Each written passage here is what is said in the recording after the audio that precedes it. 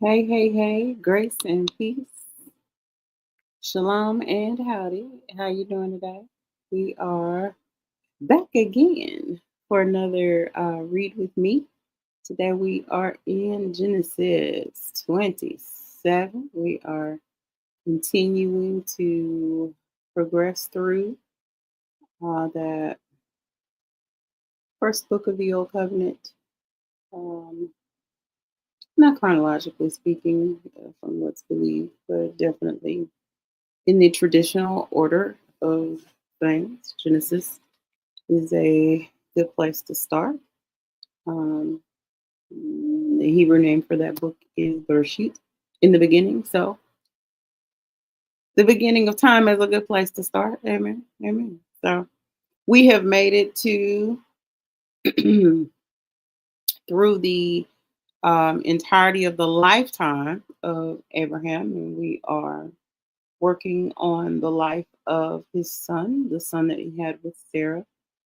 His name is Isaac, and we are making our way through his life's journey.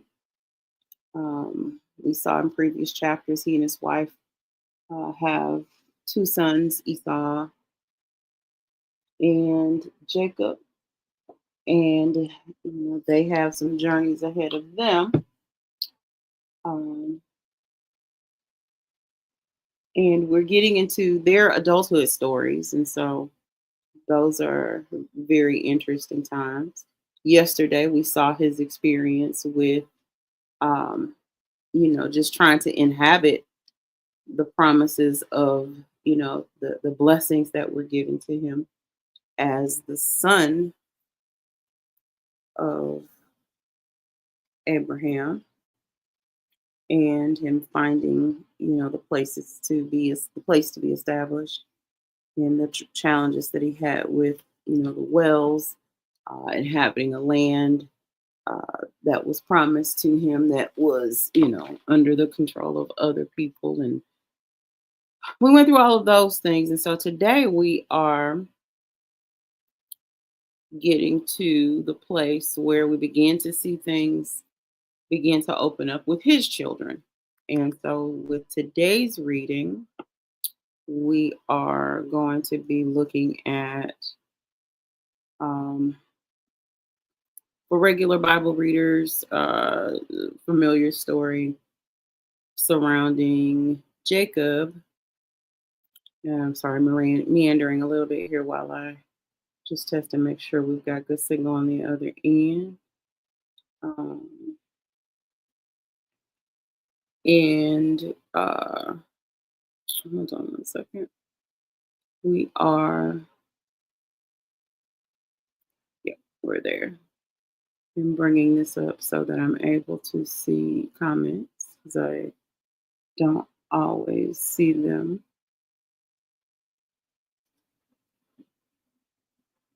directly here. So we are, we have that done, and now we are ready to move forward. Hold on one second. Put this where I can keep my eye on it, just in case. And now we're getting ready to go ahead and move forward. So, for those of you who have been on the journey with us, we've been reading through stories about Isaac for the last couple days, and now we have made it to the place where we are ready to get into the story of his father uh, nearing the end of his life, and he is. We'll let the story tell itself. You don't need this commentary here. As we go through, of course, there are going to be some spaces and places where we'll stop and talk about some things that, I think maybe some things you can meditate on throughout the day, or, just ponder, as you're going about your day. Um, I don't, do replacement things where in the story. You're not Isaac. You're not the people that were. You're not Jacob. But there are some principles that we're going to see along the way that I think can be beneficial for us. Some things to think about, things to pray about, things to just really be considering as you're going about your day. So we're going to go ahead and get started so that we can move forward with What an amazing day. So let's go. I'm going to come completely off so that you're able to see fully the scriptures and read along with me if you desire. Now we are before we move forward, I want to take a minute and look at Genesis 25 because just as a refresher, because I think some of the things that we're going to see in this story are impacted by information that we got back here in Genesis 25. And it's namely the love the parents have, as parents for their children. But the scriptures indicate to us that there's preferences. And so back in Genesis 25, we saw afterward, his brother came forth with his hand holding on to Esau's heel. So his name was called Jacob, Yaakov, and Ishak was and Isaac was 60 years old when Rebekah gives birth to them. So when the boys grew up, Esau became a skillful hunter, a man of the field, but Jacob was a peaceful man living in tents. Now, Isaac, this is the key right here that moving forward into what we're reading is going to be, I think is going to be key to remember. It says, now Isaac loved Esau because he had a taste for game, but Rebekah loved Jacob. And so we see that happening a lot of times in families. And I believe it sometimes can create frictions and factions and schisms where, it's clear that the parent has, a preference for the other child, for one child or the other. When you're in a position like mine, I have one begotten son. So yes, of course, he is my favorite of all kids. But when you have multiple children, it is important because you do have to spread that love. But there very well may be that child who is more like you in temperament, more like you, is closer to you, spends more time with you, and so you may have a preference for that child. And it's important. I won't tell you not to have preferences. I'm going to say, let's do what we can to make sure that our children don't feel those preferences. While we may have that child that is special to us for one thing or another, they're the oldest. They remind you of someone else, good or bad, whatever the case may be. Just be aware that, when you do have them, that preferences for one or the other can impact how you flow, how you behave. And we'll see Rebecca's love for Jacob causes her to intervene in a way. And well, let's go. Genesis 27:1 says, now it came about when Isaac was old and his eyes were too dim to see that he called his older son Esau and said to him, my son. And he said to him, he responds back, here I am. Isaac said, behold, now I am old and I do not know the day of my death. Now then, please take your gear, your quiver, and your bow, and go out to the field and hunt game for me, and prepare a savory dish for me, such as I love, and bring it to me that I may eat, so that my soul may bless you before I die. Rebekah was listening while Isaac spoke to his son Esau. So when Esau went to the field to hunt for game to bring home, Rebekah said to her son Jacob, behold, I heard your dad speak to your brother Esau, saying, bring me some game and prepare a savory dish for me that I may eat and bless you in the presence of Yahweh, in the presence of the Lord before my death. Now, therefore, my son, listen to me as I command you. Now go now to the flock and bring me 2 choice young goats from there that I may prepare them as a savory dish for your father, such as he loves. Then you shall bring it to your father that he may eat, so that he may bless you before his death. So we see her going into assist the son that she has preference for. And so she wants him to go in and do what the dad asked his favorite to do. But to kind of beat him to the punch, she's going to help him get there. And we know already some things have transpired where, Esau has already, sworn his birthright as the oldest. He's already given that away to feed his momentary hunger some chapters ago, where it talks about him trading that birthright, despising, thinking little of that birthright, so much so that his younger brother is able to, um, I guess, maneuver to where he receives the blessing that is normally on the oldest child. And so now we just see it playing out, is really what's happening here. And so Jacob answered his mother Rebekah, "Behold, Esau, my brother, is a hairy man, and I am a smooth man." And we looked at earlier and we saw that Esau was hairy, not red, not ruddy, maybe in some instances. And there are other places where you can have discussion about ruddy and skin color and all of that. For us, we're just reading. It says, so perhaps my father will feel me. Then I will be as a deceiver in his sight, and I will bring upon myself a curse and not a blessing. But his mother said to him, I'll bear the burden for that curse, my son. Only obey my voice and go get them for me. So she's willing to go to the full out extent. She's willing to risk it all to ensure that her son gets this blessing. So he went and got them and brought them to his mother. And his mother made savory food such as his father loved. And so who knows better? Yeah, the son was going to make him something that he enjoyed. But mama knows exactly what's going to touch his heart. We hear people say all the time, the way to a man's heart is through his stomach. And so mama knows exactly how he likes for these dishes to taste. And so she's going to ensure that the meal that he believes is coming from his son, that it has that taste that he likes. And so it says in verse 15, then Rebekah took the best garments of Esau. So she's going to help him cover and present himself as if he is Esau. So it says, then Rebekah took the best garments of Esau, her elder son, which were with her in the house, and put them on Jacob, her younger son. And she put the skins of the young goats on his hands and on the smooth part of his neck. She also gave the savory food and the bread which she had made to her son Jacob. Then he came to his father and said, my father. And he said, here I am. Who are you, my son? Jacob said to his father, I am Esau, your firstborn. I've done as you told me. Get up, please. Sit and eat of my game that you may bless me. Isaac said to his son, now how is it that you have it so quickly, my son? And he said, because the Lord, your God, underline that, to take a phrase from my pastor, underline that in your mind.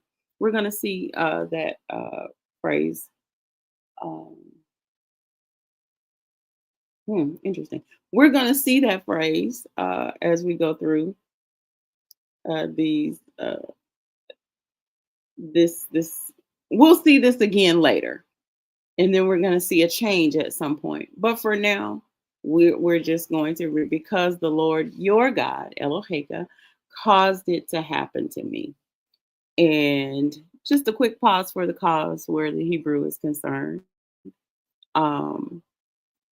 There are going to be some terms that you'll see in the scriptures that kind of give us some descriptions of the Father, really describe who he is to people. And so you'll see Elohe, which is God of, in phrases such as God of my strength, Elohim Ma'uzi,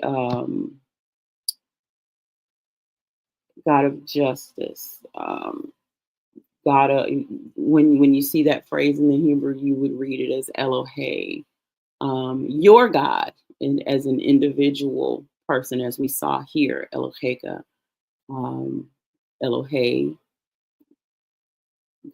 God, but he's your God, speaking to an individual person. Elohekam, your God, in that more of a plural form, but singular meaning, one God. Our God is one, but he is God to his people. And so when you're saying your God, as in his people, then you're looking more at that Elohekam, then Eloheinu, which is our God, and then Elohe again. The spelling is different there because in Hebrew the spelling is different. And that is my God, which is more speaking of that personal relationship. But here he described him as your God, Eloheka, speaking of Elohim as the God, as his dad's father. So it says, then Isaac said to Jacob, please come close that I may feel you, my son, whether you are really my son Esau or not. So Yaakov came close to Yitzchak, his father, and he felt him and said, "The voice is the voice of Jacob, but the hands are the hands of Esau." He did not recognize him because his hands were hairy like his brother Esau's hands. So he blessed him. And he said, "Are you really my son Esau?" And he said, "I am." So he said, "Bring it to me, and I will eat of my son's game, that I may bless you." And he brought it to him, and he ate. He also brought him wine, and he drank. Then his father Isaac said to him, "Please come close and kiss me, my son." So he came close and kissed him. And when he smelled the smell of his garments, he blessed him and said, "See, the smell of my son is like the smell of a field which the Lord has blessed. Now may Elohim give you the dew of heaven and of the fatness of the earth and an abundance of grain and new wine." Park this in your memory as well, because this is the blessing that is spoken over one son. It says, "May people serve you and nations bow down to you. Be master of your brothers, and may your mother's sons bow down to you. Cursed be those who curse you, and blessed be those who bless you." Now it came about as soon as Isaac had finished blessing Jacob, and those words there in that blessing is interesting, are the basis for some of the decisions that are being made in the world, politically, spiritually, the things that people choose to support. Yeah, they're referencing these words that were spoken to Isaac here. We have political discussions on other channels, but not today. We're just going to read. Okay. Genesis 27:30 says, "Now it came about as soon as Isaac had finished blessing Jacob, and Jacob had hardly gone out from the presence of Isaac his father, that Esau his brother came in from his hunting. Then he also made savory food and brought it to his father. And he said to his father, 'Let my dad arise and eat of his son's game, that you may bless me.' But then Isaac his father said to him, 'Who are you?' And he said, 'I'm your son, your firstborn, Esau.' Then Yitzchak trembled violently and said, 'Who was he then that hunted game and brought it to me, so that I ate of all of it before you came?' And blessed him. Yes, and he shall be blessed." So when Esau heard the words of his father, he cried out with an exceedingly great and bitter cry, and said to his father, "Bless me, even me also, O my father." And he said, "Your brother came deceitfully and has taken away your blessing." Now it's interesting to think about when we hear what's about to finish happening here, is the intention was for all of the blessing to go to Esau. The dad's intention was for every single bit of that blessing to go to the firstborn, to Esau, the one that he also has preference for. So it was interesting to think about, if Yaakov, if Jacob hadn't taken the steps that he did, there would have been no blessing left for him other than to be servant to his brother and the things that we're about to hear. So that's just something to think about there. Um, that all of his blessing, despite the fact, despite having, multiple children, that so much of his blessing was intended just for that one child. Interesting thought. And he said, "Your brother came deceitfully and has taken away your blessing." Then he said, "Is he not rightly named Yaakov? For he has supplanted me these two times." Listen to the blame shifting here. He took away my birthright. No, you gave him your birthright, but okay. He took away my birthright, and behold, now he has taken away my blessing. And he said, "Have you not reserved a blessing for me?" It's really interesting to think that you can be in a position in your family, you can be in a position, in whatever relationship it is, and really not see how you carry out that relationship, how you value that position, the value that you attach to the roles that you have in life, how they can affect the outcome of those roles. If you think nothing of it, the scripture said he despised. He didn't think much of that blessing while he was young, but once he's older and ready to walk in it, now the decisions that he made at an earlier time in his life are really having impact and implication here. So something to be thinking about, especially if you're young. Are you making the moves? Are you making the decisions? So many times people leave spiritual matters believing, oh, when I get older, I'll when I later on in life. For now, I'm just gonna live how I live, and then later in later years, I'll get serious when it's time to get serious. No, it's always time to be serious about your purpose. It's always time to be serious about your future. The steps, the things that you do at 18, 19, 20 can really impact you, and you won't see that play out until you're 30 and ready to buy a home. You won't see that until you're, ready to get married or ready to start having children, and how you took care of your health becomes an issue. As you get older, even, people in my stage of age, and I'm seeing the consequences of some of the health decisions, things I didn't take care of when I was younger, how those things are affecting my life now. So those are some things that we could be thinking about. Like, what are the things that you're doing now that might have implications for your life later? It's easy for us sometimes to think about how things will impact others, how our children and the legacy that we're leaving for them. But what about for you? Like, what are some of the moves that you're making? What are some things that you really didn't worry much about, didn't think much about?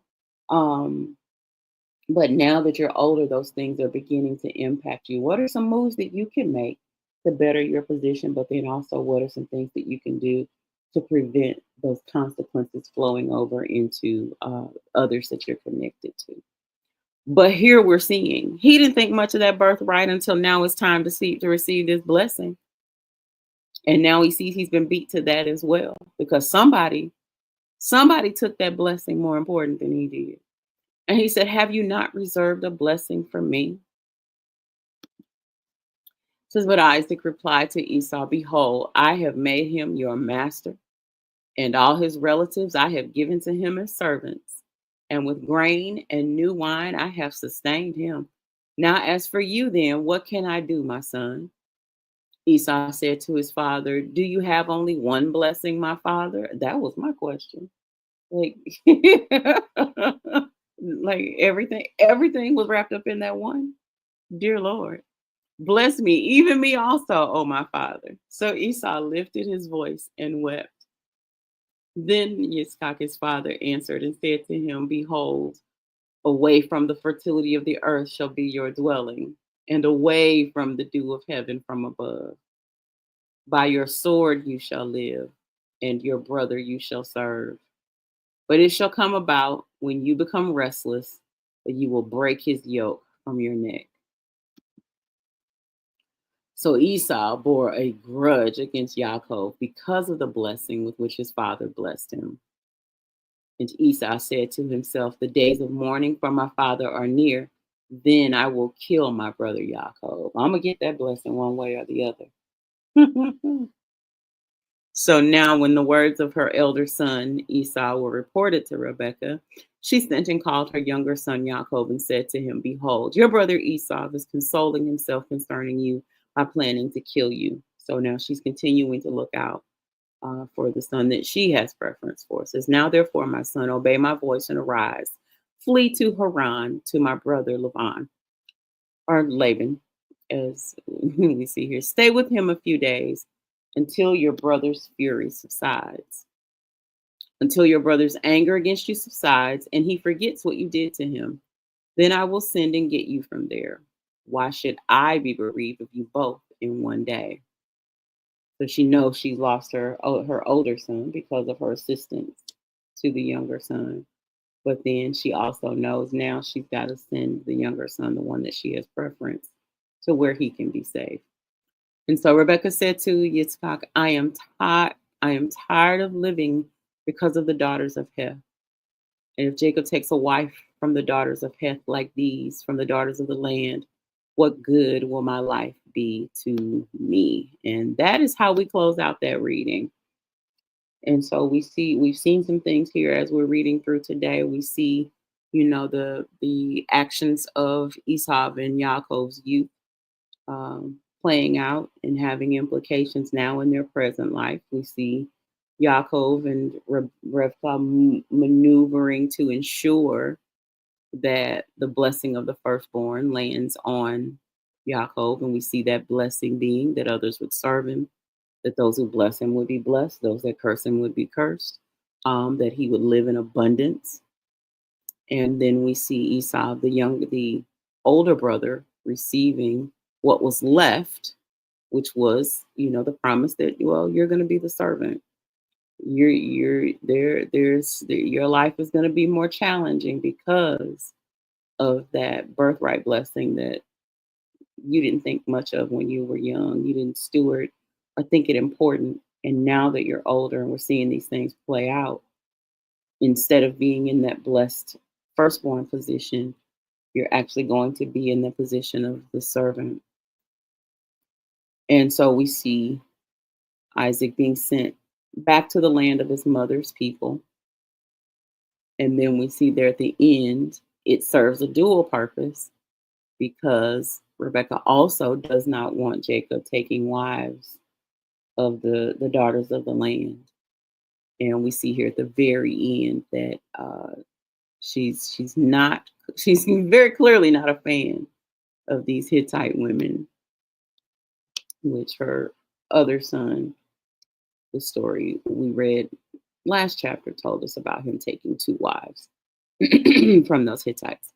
So thank you for your time today. That was Genesis 27. We will be out here tomorrow with Bereshit 28, Genesis 28, where we will be looking at Jacob's dream, Yaakov's dream. Again, for regular Bible readers, that's a story that you're probably already very familiar with. But if the Lord permits, we will be back here tomorrow for that reading. I pray that this has been interesting, informative, and all of those good things for you. I pray that you are ready to go forth and have an amazing day. It is what we always look to have. May the Lord bless you and keep you.